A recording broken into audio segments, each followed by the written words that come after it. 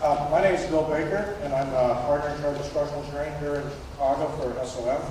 And I'm going to talk about, I'm going to try to keep the theme of the conference this time. Usually I talk about something else. So as a conference theme, I tend to wander off to some other topic. But today, I decided to keep with the theme of this conference a bit. And the theme, as we all know, is tilted, twisted, and tapered towers. And so, as I thought about this topic, I thought about, let's kind of think of it as tall buildings extending the vocabulary. And what do I mean by that? Okay, architecture tells the story. Okay, architecture tells a story of place, of culture, and when you look at this city, and we're talking about London, where my tower is bigger than your tower, and this is San Giovanni. In Italy, where it was all about that, the pine is bigger than yours, so, part of the tall building story. But here you have an Italian hill town. You read the architecture, you read the culture, you read the place. And as you read this, quite often the language in which the architecture is written is the structure. If you were, as the image on your left would have, if you're in the early Mayan culture, your tools were kind of limited. Your language is very short. You had the corbel arch, and your architecture would then reflect it. When you get into the ancient Greeks, here you have a culture, very advanced culture, and their language of architecture is limited to beam and post. And so they took this vocabulary and they took this and made art and poetry out of this very, very limited vocabulary. The Romans had a bigger vocabulary. They had the arch and the three-dimensional arch, the vault, in order to tell their story of their culture. And it built based on this structural language. Now today we have other languages also. We have the language of sustainability.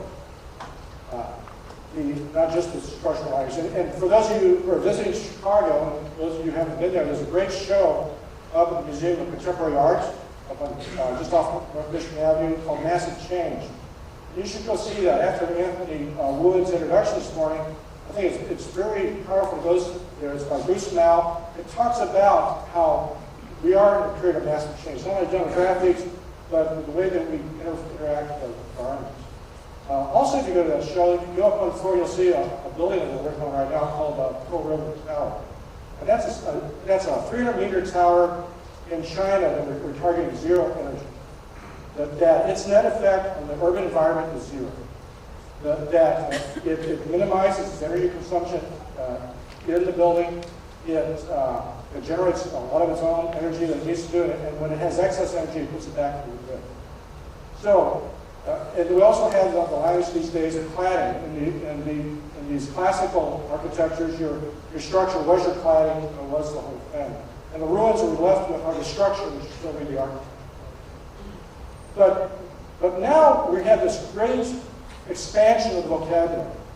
Within our generation, there are things that can be done that could never have been done before. A lot of this is based on our access to computers. We're able to create very, very complicated buildings. We're able to manufacture components. We're able to visualize what we're going to do. We're able to communicate this between designers and builders as the how it's going to look.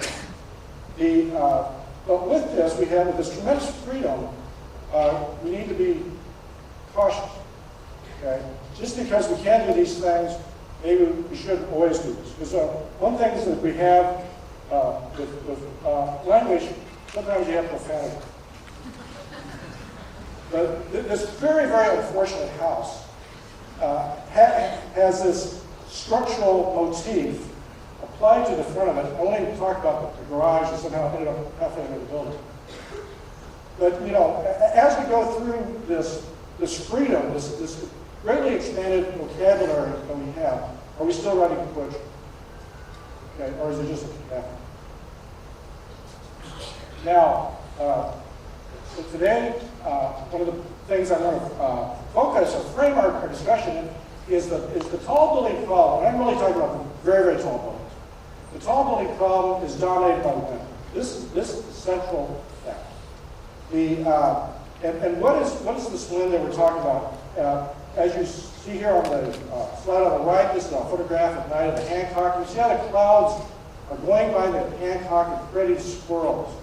And that animation there is a little computer simulation of vortices coming off of an object. As the wind goes past an object, it creates these little swirls. Okay? And these swirls happen in alternating patterns. And why is this so important? It's like a child on a swing.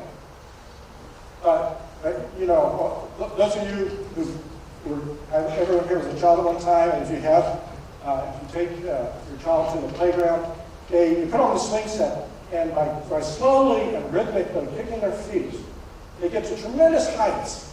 These are heights that would be very difficult for us as adults to hold them up there. This girl is way up there, soaring in the air, and she's done this by very small rhythmic pulses.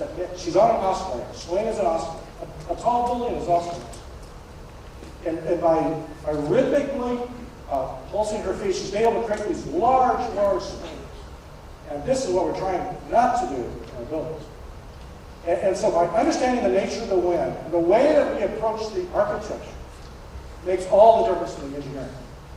The single most important parameter, structural engineering parameter in designing tall buildings is the shape. Full stop. That is, if you have a bad shape, you're going to spend a lot of time and a lot of money to try to make it work, and you may not ever get it. Okay? And so what do we need to know about the wind? Well, the rate that these vortices occur, they're directly proportional to wind speed. Well, you can't do much about that. Okay? The climate is the climate. And so you need to understand the wind and the nature of the wind and the profile of the wind. But here are the things you can do. It's proportional to width. Okay? If a building is twice as wide, the vortices happen half as often. Okay? So what you change the width. The shape of the floor plate. Different floor plates shed vortices at different rates. Certain shapes turn in certain directions do not shed vortices at all. So by understanding this and then taking this to the design, you can achieve some of these things. Carol Wilson, who's from the Skyscraper Museum, is here, and she asked a bunch of people to come up with a new definition for skyscrapers. And one of the definitions, the historical ones, is that it makes the land pay. So for me, the definition is more, skyscrapers are dreams rendered in steel and concrete. And so to achieve these dreams, if you have these dreams, if you want to achieve them, you have to understand what you're dealing with. So a lot of times what we're trying to do is we try to confuse the wind. The shape of the building and the way it's proportioned and the way the floor plates look, we're able to take this dominant problem and use that as a design parameter. We're going to actually design the wind when we design the wind. Okay, now, keeping with the theme of the building, the theme of the conference, twisted, tilted, and tapered towers. Okay, you might notice that I kind of only took two of the T's. I did twisted and tapered. I kind of dropped tilted. Bob was asking what happened to tilted. And so for this thing, I was going to ask the question: why would one do this from a purely structural point of view? There's a lot of great reasons to do it for iconic value or market value or the like. Why wouldn't do it? I could come up with a reason to actually twist a building. I couldn't come up with one for tilted yet, but I'm still working on that. There's probably a good structural reason I haven't found. It was interesting, there was a presentation yesterday by KPF where they had a building that appeared to be tilted, but it really wasn't because the center of mass stayed in the same spot. So stayed centered. So for me, that's, from an engineer's point of view, that actually wasn't a tilted building. So here's a classic problem, the slab building. Okay, we've all done these slab buildings with the long rectangular buildings. And the problem always was that you had all this wind on the broad face, and you were trying to resist it with the narrow structure. That's just a classic problem. Now this wind could be drag forces, or it could be this crosswind oscillation, this vortex shedding phenomenon we talked about earlier. So I was thinking, well, is it possible that one might actually do a twisted building in order to address this? Not only could you confuse the wind by reorienting your tower as you go up, but perhaps you could actually address this problem. And here's my design model, okay? The pair on the left, you might notice that the woman, her feet are right together, and she's trying to resist the wind, and she's falling over. That's our buildings, okay? We're always trying to design these wide buildings, and our feet are only so wide, and so we're trying to resist it. So my question was, could we do what the guy on the right's doing? Let's take that wind and let's resist it this way. And so we did just a little paper study. So what if one actually did do this? And if you look at, so here's you're going to do your elevations, okay? You know, B looks kind of happy, okay? In the B direction, you know, you got something smaller on top of something bigger, but A looks a little dicey, right? It feels really uncomfortable. And one of the things that makes it uncomfortable is, of course, gravity. Well, let's say that one has a big parade, and you get great views of the park on that side, and there's lousy views on the other side. So one half of your building is completely occupied, the other half is completely empty. So let's kind of compare that with the wind, okay? The wind you see here is actually hitting the narrow face, okay? But you would have to deal with it. It never actually makes sense. And it's kind of surprising that and I did this mainly for this conference, is that at a certain height and certain proportions, one could actually get to the case where you actually decrease your base moments by doing something. So, you know, there might actually be a reason, a purely structural reason to do it. Now, plus you have the opportunity to kind of confuse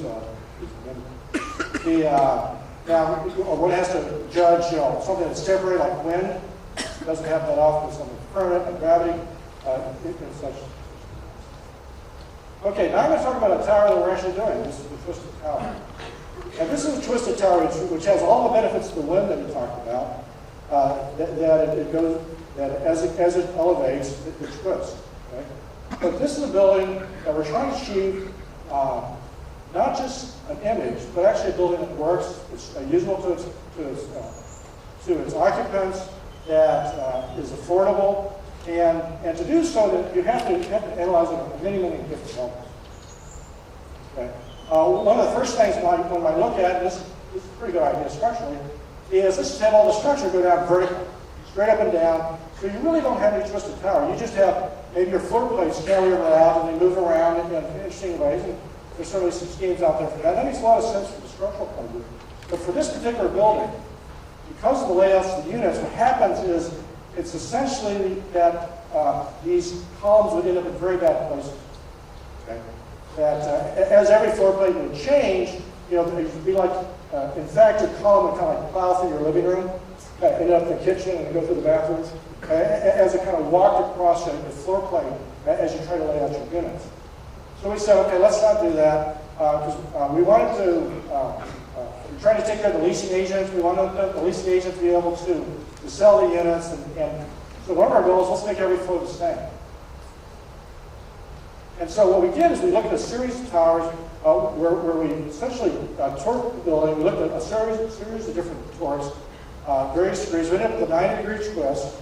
And we're looking at the columns, and so we started out with what you see in this image. I can pick it up. Here we go to the next image. Kind of barber pole, where it kind of goes up in a torsional, regular shape. But as we analyzed this, we came to a lot of conclusions. One is all the glass is warped. None of the glass is square, rectangular. It was all, rhomboid or shape. All the surfaces coming into the room were tilted, and there is a motion sickness problem that comes from not actually motion, but visual, like a funhouse kind of effect. If you go into space and everything's tilted and twisted, you really do run the risk of having a casual visitor get nauseous. There's actually this approach. So. And then we did a very interesting study. This is like one of these little quick things. I'm sitting next to one of our engineers, Chris Brown, and I said, we're talking about this problem, and with that twist, you get a lot of gravity. As you try to twist this barber pole, as you put gravity load on this barber pole, it wants to keep twisting. So we did this little quick study on the side. We said, well, let's not incline the columns, let's step them over. And what we found is that these torque effects went down by a factor of about 7. Okay? That the motions, the second order effects, the twisting of the twist went way down because of the way just the framing. Most of the forces went down. We did pick up some high shears. The columns. So for me, the analogy is like a column on a power cam. So basically, what we have is a bunch of columns sitting on a power cam as you go. Okay. Most important thing, we want to use the same forms on every floor. Okay? So what we did is we set up a system where every floor we would use the same formwork system and just pick it up and just rotate it about 1.2 degrees per floor. Now there's a lot of engineering, upfront engineering, in the formwork system that you have to pay for, no doubt about it. But we talked to several usual suspects on the formwork, and they were pretty comfortable that they could do it. It would just take a lot of engineering time, and so they needed enough advance. You had to buy it early enough, as Nick was saying, in order to engineer the thing. We, of course, had to look at rebar to be sure that we understood they could all fit. And this is kind of where we ended up, where you have essentially this step kind of lightning bolts kind of column layout as it goes up the building. This tower is about 73 stories, a little over 300 meters tall. And look at the floor plate on your right. On the left is, of course, the structural layout. What it is, of course, the elevators have to go up straight. So the elevators are circular. The elevator core itself is circular, and that helps somewhat control it. So what it is, you come out of your elevator, and on one floor you maybe walk 3 steps to unit A. The next floor you'll walk 4 steps. So all the units are the same. It's just the distance down the hallway that changes because the floor stays in place as the floor plate kind of turns around. The plumbing was probably more difficult to solve than the structure, to be honest. And so we had also the circular ring where the plumbing runs vertical because you don't have a lot of offsets. These are very, very practical things that can drive the success. Okay, tapered towers. Okay, and tapered towers from a structural point of view make a lot of sense. If you're going to do a really super tall building, you may not be tapered, but you got to think about maybe you should be tapered. Okay, the taper does a lot. It helps a lot with the wind, but it also helps a lot on a lot of the structural issues of trying to be taller. Now, how you taper is very important. For me, Sears Tower and Hell Angler somewhere here, the room you see it tonight at the board's banquet, this building.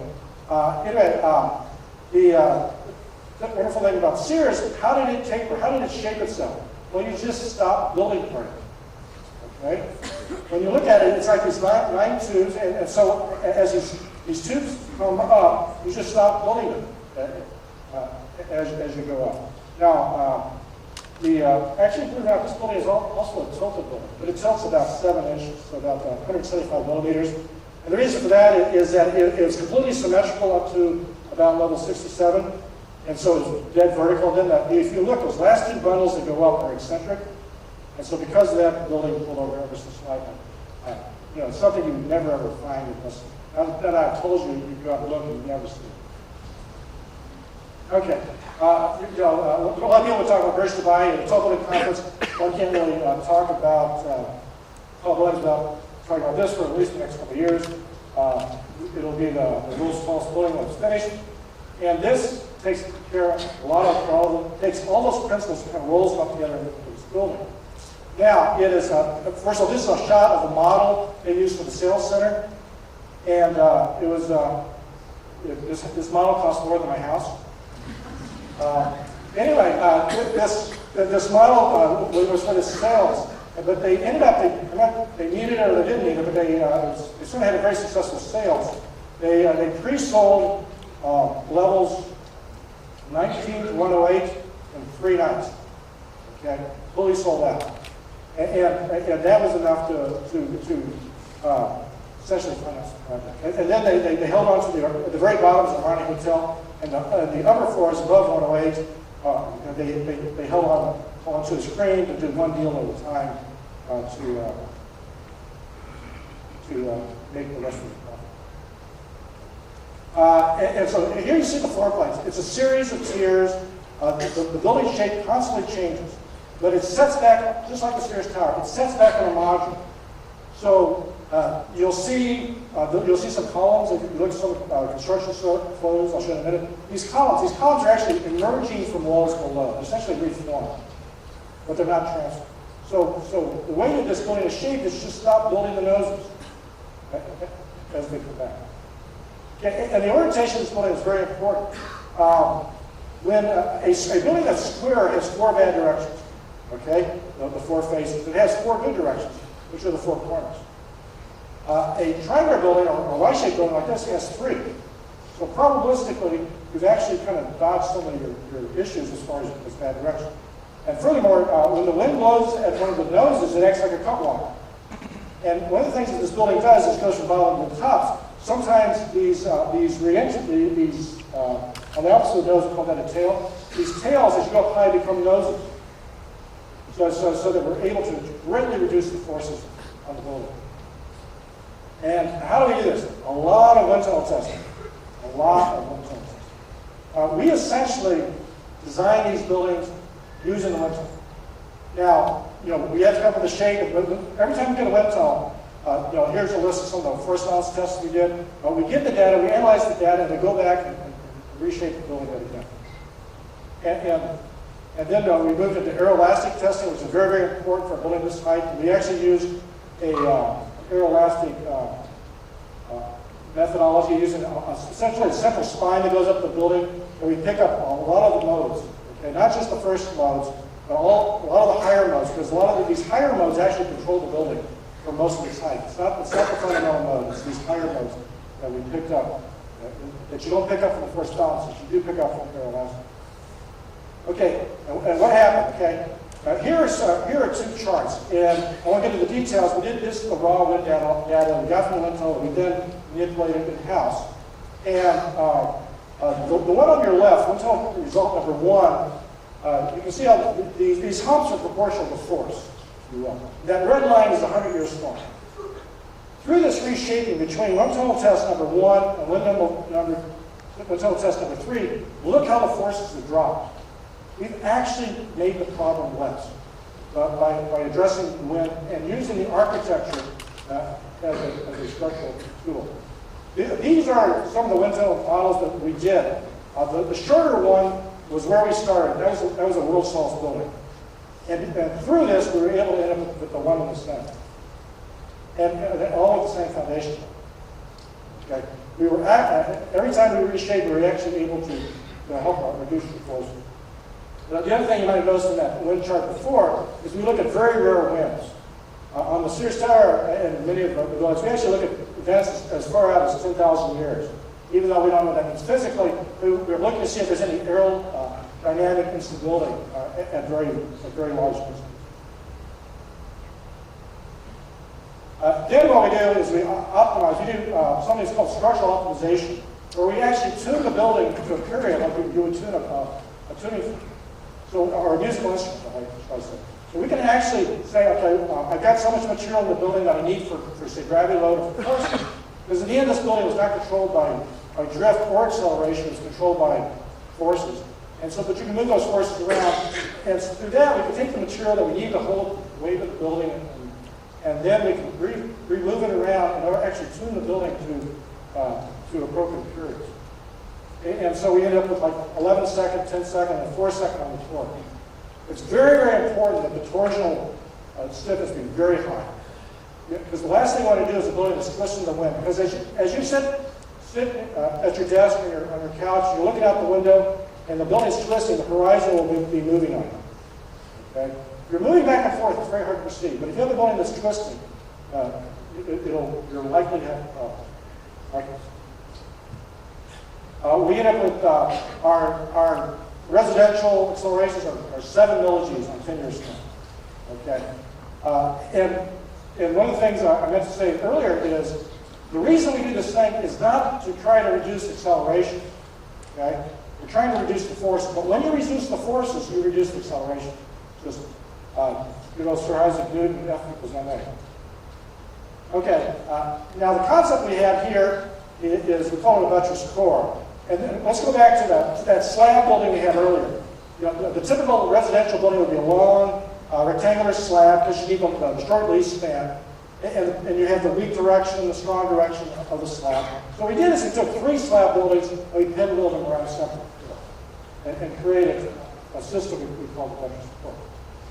And here you see a little analysis model of it. And it's really very simple. And for the exterior wall guys here, I always think of this thing is like an extrusion. It looks like like you're pushing something through a die. And so this extrusion it's basically a giant beam. All these buildings are giant beams coming out of the ground, giant cantilevers. And so it has webs and flanges. And approximately every 30 floors, we have an outrigger system that locks everything together. So every vertical element is participating in the wind resistance. Here's a picture of the structure. It's concrete. In the mid-70s, you say the world's tallest building is going to be steel, it's going to be office, and it's going to be in Chicago. Okay? Now you say it's concrete, it's probably residential, it's probably not in North America. Okay, a quick construction slide. I showed you that a minute ago. I do want to acknowledge Turner very much, and also Samsung Construction is here today. And I'm not sure if Hyder is there, who's our local associate. We had the pleasure of doing all the working drawings on this, and Hyder is our local associate, and they're dealing with the field issues. Okay, quickly, I talk another tower we're doing. This is a Lotte super tower. I've seen a lot of slides about this site. We're currently working on this tower also. This tower is, it's going to be, if it goes over the Burj, it'd be the world's tallest building. It's 555 meters, 112 stories. Around the same area as Burj. It's around 3 million square feet in the tower. And on this one, we at the very beginning, before we did anything, we analyzed the shape. And through this study, you can understand how you think the buildings will behave before you even get into the wind tunnel. This line represents the width of the building as it tapers, and these lines represent various storms. Like this is a 1-year storm, 10-year storm, 100-year storm, 1,000-year storm. And what happens is that when these lines cross, that's where you're going to have your vortex shape. And we were able to make a mathematical foreshortening of the building by going from a square to a circle. That actually confused the wind even more. And so there's only a very short part of the building which is actually in vortex setting at any one point.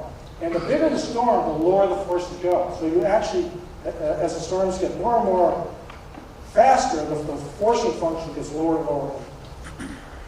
And we ended up with the base overturning moment only being 60% of the code values. Accelerations are very low. The topography I want to talk about very briefly, which is the, talking about organic engineering, organic architecture. There is a natural flow of forces in tall buildings, particularly when you look at the wind. And what you see is near the top, the lines of forces are more 45, at the bottom, they're more vertical. This has to do at the top, it's about shear, at the bottom, it's about overturning moment. So we took this system where you had concrete core, which took what it could take, and then we had to put the balance of the loads on the outside.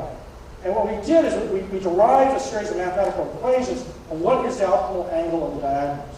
And from that, we actually, that sets the geometry. So the overall geometry is set by this wind behavior, and the angle of the diagonals is set by the interaction of shear and moment. At the top, it's all about shear. At the bottom, it's about moment. And then we have to go back, of course, and we have to compare it to a baseline. So what we did is we took a frame tube, because you always need to know, how are we doing? We need to benchmark ourselves. So we took a frame tube where the columns were 3 meters on center, every 10 feet. And what we found to achieve the same behavior in a frame tube, we would need 27% more material. And we would have to have 30 times as many, 20 times, 25 times as many complicated nodes. Great. Though, quite frankly, on frame tube, the nodes aren't really easy. Okay, so in conclusion, as we go forward and we do these special buildings, we have to think, are we servicing the users? Are we trying to pick an icon that may not be an icon because it's not accepted? of buildings, the people, of the users of the city. So I think it's important to understand why are some buildings truly are icons? What is it about? And so, you know, I think it's an integrity of the building that goes a long way in doing that. Where the architecture and the engineering are one, and it's not about making it stand up, but it's actually designed together. Thank you.